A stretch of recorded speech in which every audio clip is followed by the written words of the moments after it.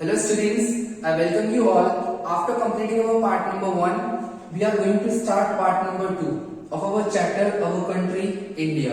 In this part, we are going to discuss physical divisions of India, in which we are going to cover 2 points, mountains and northern plains. Okay, so let's start. Physical divisions of India. देखिए, last part में मैंने basic intro दिया था। अब one by one हम physical divisions को study करेंगे। Physical divisions कौन कौन से हैं? Mountains, northern plains, plateau, desert, islands. ठीक है, वन बाय वन हम इनको स्टडी करेंगे। देखिए, नंबर 1 है mountains. Mountains are very high areas with steep slopes. Mountains क्या है? बहुत ऊंचे ऊंचे एरियाज होते हैं। हाई का मतलब क्या? ऊंचे। ठीक है, with steep slopes. Steep slope का मतलब होता है खड़ी ढलान। ये जो स्टीप स्लोप लिखा हुआ है इसका मतलब है खड़ी ढलान।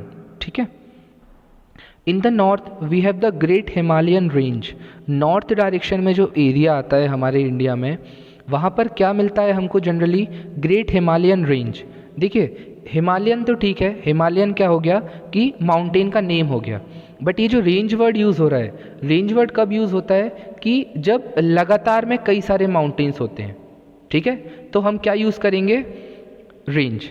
दिस रेंज है some of the highest mountains in the world.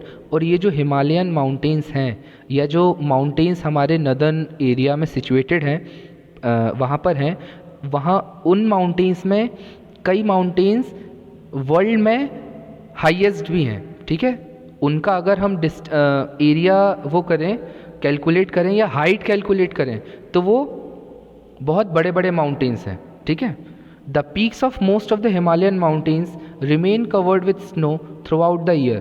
Peak का मतलब है जो चोटी होती है। पीक का मतलब जो सबसे ऊपर वाला पार्ट होता है किसी भी माउंटेन का, तो वो क्या बता रहे हैं? The peak of most of the Himalayan mountains remain covered with snow through out the year. तो ये जो पीक है ये किससे कवर्ड रहती है? पूरे साल। थ्रू आउट द ईयर का मतलब है पूरे साल। ठीक है, किससे कवर्ड है? स्नो से, बर्फ से कवर्ड है। ठीक है, the highest mountain in the world, mount Everest, is also a part of the Himalayas. World में, पूरे वर्ल्ड में सबसे बड़ी जो माउंटेन है वो कौन सी है? Mount Everest. वो भी किसका पार्ट है? हिमालयाज का। जो हिमालयन रेंज है, पर्वत श्रृंखला है जो हमारे नदर्न एरिया में, वहाँ पर हमको एक बहुत बड़ा माउंटेन मिलता है। कौन सा? Mount Everest.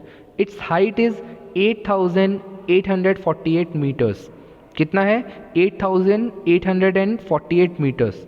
ठीक है, इसका हाइट है ये। Many rivers like the Ganga and Brahmaputra rise in the Himalayas.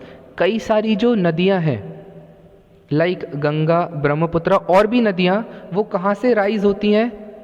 Himalayas से। ठीक है, जो हिमालयन माउंटेन्स हैं वहाँ से। Okay, there are some mountains in the central and south India too. कुछ माउंटेन रेंजेस या कुछ माउंटेन्स हमारे सेंट्रल इंडिया और साउथ इंडिया में मिलती हैं।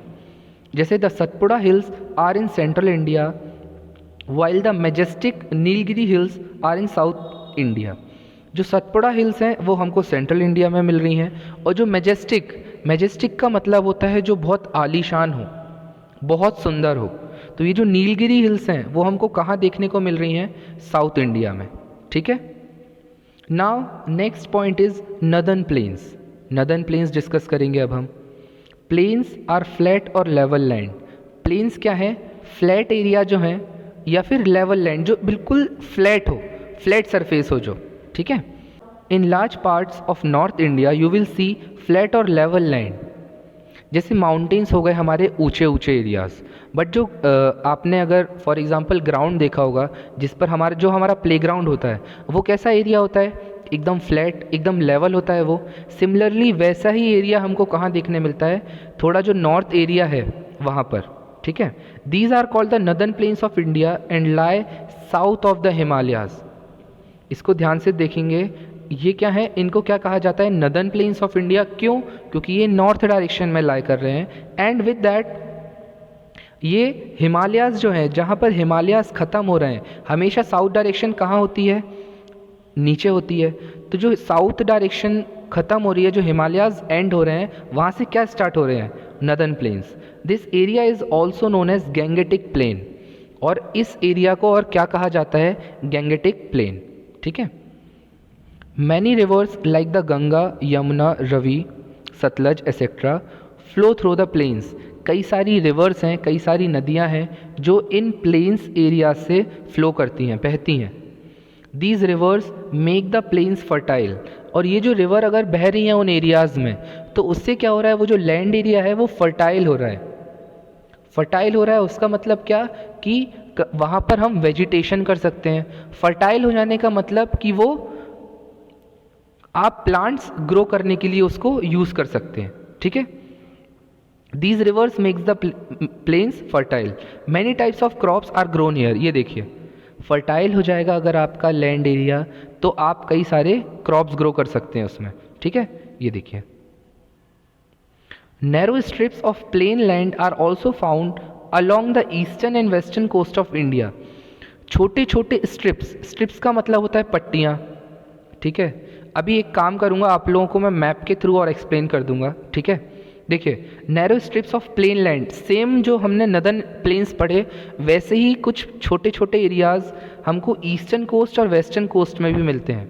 कोस्ट का मतलब मैंने आपको फर्स्ट चैप्टर में पढ़ाया था, जो समुद्र का किनारा होता है उसी को हम क्या कहते हैं, कोस्ट कहते हैं। These plains meet at a place called Kanyakumari. ये जो प्लेन्स हैं वो एक प्लेस पे मीट करते हैं, वो क्या कहलाती है, कन्याकुमारी, इन द साउथ। ठीक है। The rivers which flow through these plains are Narmada, Tapi, Mahanadi, Godavari, Krishna and Kaveri. ठीक है। ये जो रिवर्स हैं ये इन प्लेन्स पे, ये कोस्टल प्लेन्स पर फ्लो कर रही हैं। ठीक है। चलिए अब हम मैप पे और समझने की कोशिश करते हैं। देखिए, ये हमारा इंडिया का मैप है, इसमें अब हम 2 पॉइंट्स देख लेते हैं। ठीक है। 2 फिजिकल डिविजन्स देख लेते हैं। नंबर 1 जो माउंटेन मैंने बताया आप लोगों को, माउंटेन्स, ये जो आपको ब्राउन एरिया दिख रहा है यहाँ से, ये ब्राउन कलर का जो एरिया है, ये ब्राउन कलर का एरिया, यहाँ पर आपको क्या देखने को मिलेंगे, माउंटेन्स देखने मिलेंगे। ठीक है।